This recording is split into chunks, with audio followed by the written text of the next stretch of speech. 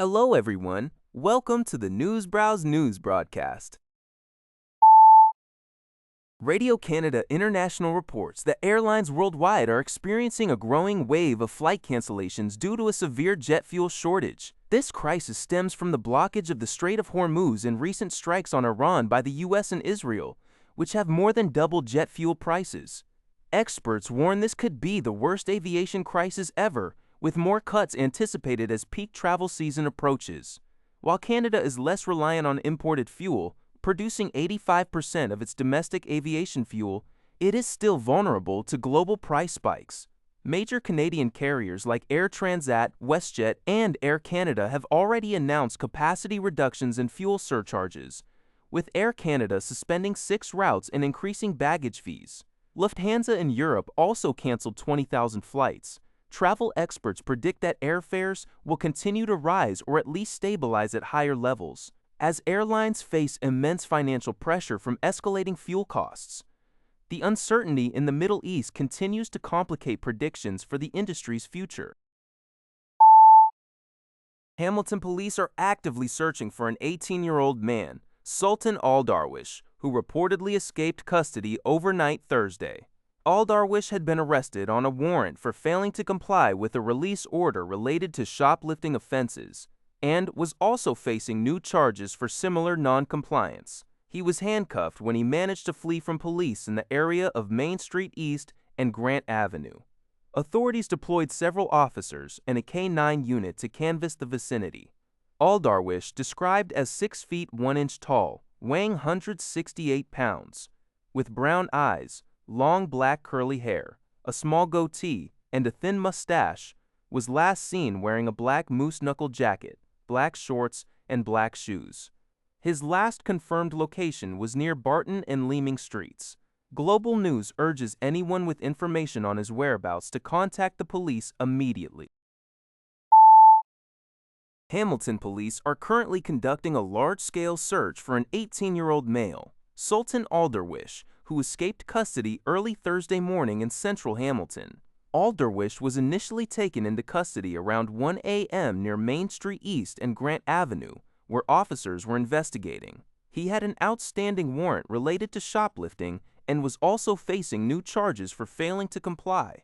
At the time of his escape, Aldarwish was handcuffed. His last known location was reported to be the area of Barton Street East and Leeming Street. Police describe Aldarwish as Middle Eastern, 6'1", approximately 168 pounds, with long black curly hair, a small goatee, and a thin mustache. He was last seen wearing a black moose knuckle jacket, black shorts, and black shoes. Authorities have released his photo and are urging anyone with information about his whereabouts to contact them immediately, as reported by City News Everywhere.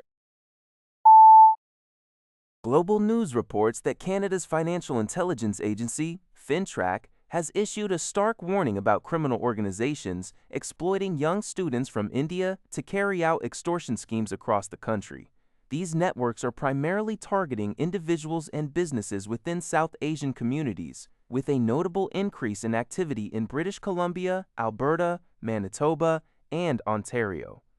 FinTrack has generated over 100 financial intelligence disclosures related to extortion in 2026 alone, surpassing the total for the previous 2 years combined.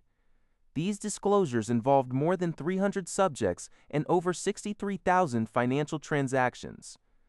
The agency describes the situation as a sustained campaign of coercion, involving intimidation, opportunistic violence including gunfire and arson. Victims, often small to medium-sized business owners, face demands for hundreds of thousands to millions of dollars, though individual payments often range from hundreds to tens of thousands.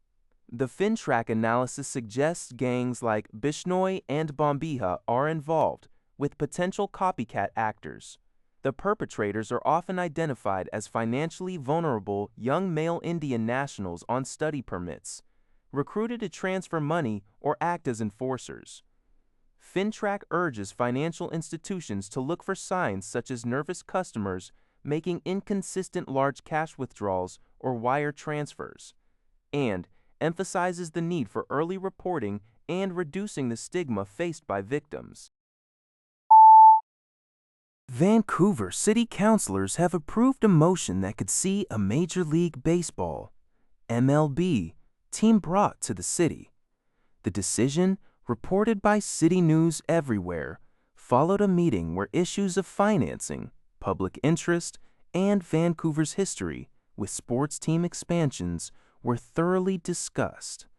Mayor Ken Sim indicated that there have been expressions of interest from groups keen on bringing an MLB team to Vancouver, though he did not disclose their identities when questioned by Councillor Sean Orr. The motion explicitly stated that no tax dollars would be used for the construction of a stadium or the acquisition of a team.